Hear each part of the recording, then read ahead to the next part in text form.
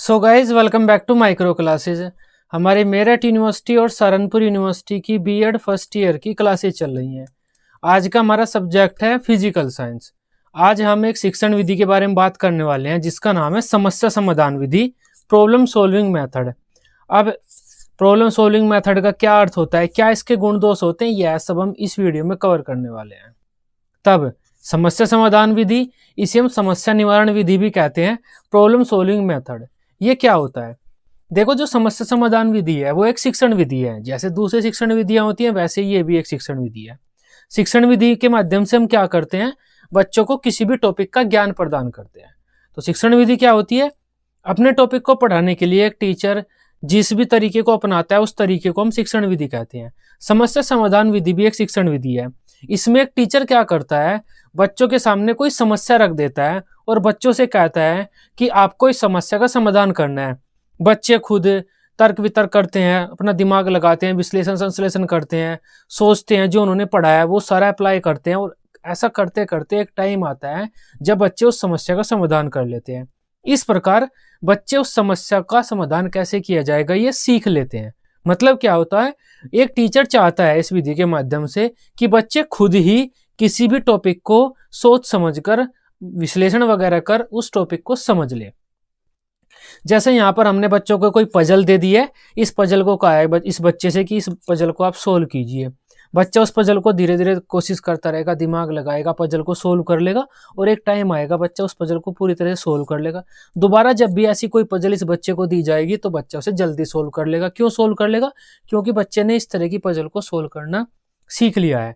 तो इस विधि के माध्यम से हम विज्ञान के सिद्धांतों वगैरह को दे सकते हैं बच्चों को। ये कह सकते हैं कि सिद्ध कीजिए E=mc²। कोई इक्वेशन दे सकते हैं हम बच्चों को कि इस इक्वेशन को आप सिद्ध करके बताइए। कोई क्वेश्चन दे सकते हैं मैथ का कोई क्वेश्चन बच्चों को हम दे सकते हैं कि इस क्वेश्चन को सोल्व कीजिए। बच्चे क्या करेंगे, क्वेश्चन को सोल्व करने की कोशिश करेंगे, अलग अलग नियम वगैरह लगाएंगे, एक टाइम आएगा बच्चे उस क्वेश्चन को सोल्व कर देंगे। तो उससे संबंधित कोई भी क्वेश्चन जब भविष्य में बच्चों को दिया जाएगा तो बच्चे उस क्वेश्चन को तुरंत सोल्व कर लेंगे, क्योंकि उससे संबंधित कोई क्वेश्चन बच्चों ने पहले किया हुआ है। तो इस विधि के माध्यम से हम क्या करते हैं, बच्चों को कोई समस्या प्रदान करते हैं, कोई क्वेश्चन वगैरह देते हैं हल करने के लिए। बच्चे खुद ही विश्लेषण वगैरह कर, अपना पूरा दिमाग लगाकर, अपने जो उन्होंने सीखा है वो पूरा प्रयोग कर उस समस्या का समाधान करते हैं, उस क्वेश्चन को सोल्व कर लेते हैं। इससे क्या होता है, बच्चे उस क्वेश्चन को सोल्व करना सीख जाते हैं। ये विधि होती है हमारी समस्या समाधान विधि। हम बच्चों को समस्या देते हैं, बच्चे उस समस्या का समाधान खुद करते हैं, तो हमारी विधि का नाम बन जाता है समस्या समाधान विधि। अब इसके बारे में हल्का सा पढ़ते हैं हम। जीवन संघर्ष का दूसरा नाम है। हमारे जीवन में दिन प्रतिदिन किसी न किसी प्रकार की समस्या हमारे सामने आती रहती है। हम उन समस्याओं को चुनौती के रूप में लेकर अपने पूर्व अनुभव का प्रयोग कर, समस्या का विश्लेषण कर, चिंतन मनन कर आदि क्रियाओं के द्वारा उन समस्याओं का समाधान करने में लग जाते हैं और उन समस्याओं का समाधान कर देते हैं। इस प्रकार किए गए प्रयत्नों द्वारा हम सीखते भी हैं और अपने व्यवहार में परिवर्तन भी लाते हैं।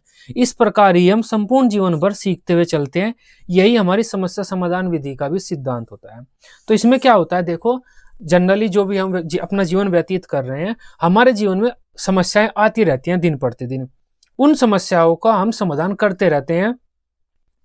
हमने जो कुछ भी सीखा है उसका प्रयोग करते हैं, हमारे जो भी अनुभव है उसका प्रयोग करते हैं, चिंतन मनन करते हैं, विश्लेषण वगैरह करते हैं। समस्या का समाधान हम अपने जीवन में करते रहते हैं। इससे हम समस्याओं का समाधान करना सीख लेते हैं और काफ़ी चीज़ें सीखते जाते हैं। यही हमारी समस्या समाधान विधि में भी होता है।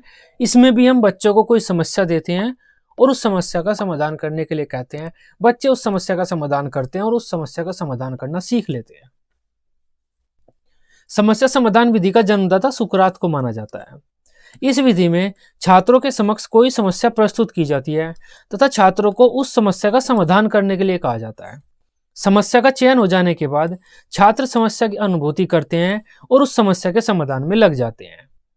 इसके लिए छात्र अपने पूर्व अर्जित ज्ञान का प्रयोग करते हैं, अपने अनुभव का प्रयोग करते हैं, समस्या को उसके अवयवों में तोड़ते हैं, समस्या के विषय में चिंतन मनन करते हैं और भी अन्य काफ़ी सारी क्रियाएं करते हैं।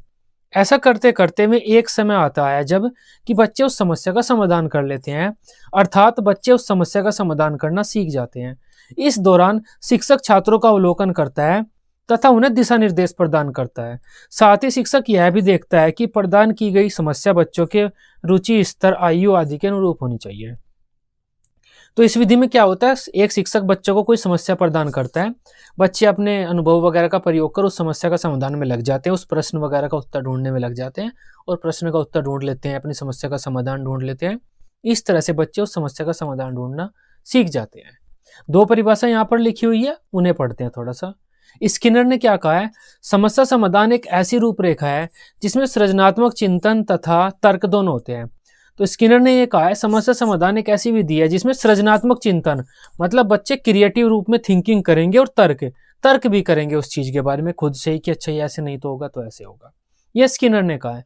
सीवी गुड ने क्या कहा है, समस्या समाधान विधि में विद्यार्थी चुनौतीपूर्ण स्थितियों के निर्माण द्वारा सीखने की ओर प्रेरित होता है। ये और है, यह एक ऐसी विशिष्ट विधि है जिसमें लघु किंतु संबंधित समस्या का समाधान से किसी बड़ी समस्या का समाधान किया जाता है। तो ये दो परिभाषा लिखी हुई है, इनके बारे में आप लिख सकते हैं।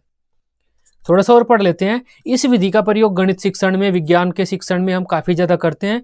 विभिन्न विज्ञानों के शिक्षण में भी इस विधि का प्रयोग किया जाता है। इसके द्वारा विज्ञान के नियमों व सिद्धांतों को बच्चों को सिखाया जा सकता है। इस विधि का प्रयोग माध्यमिक व स्तरीय कक्षाओं में आलोचनात्मक एवं समीक्षात्मक चिंतन को बढ़ाने के लिए किया जाता है। इसके अलावा यह विधि सामाजिक कौशलों का भी विकास करती है। क्यों करती है? क्योंकि जो हम बच्चों को समस्या दे रहे हैं वो समूह में बांट कर भी दे सकते हैं।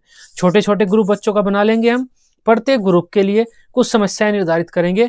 बच्चे उस समस्या, अपने जो समस्याएं इन ग्रुप के लिए निर्धारित की गई हैं, उन समस्याओं में से किसी एक या दो समस्या का चयन कर सकते हैं और ग्रुप में ही एक दूसरे के साथ बातचीत कर, विश्लेषण संश्लेषण कर उस समस्या का समाधान कर सकते हैं।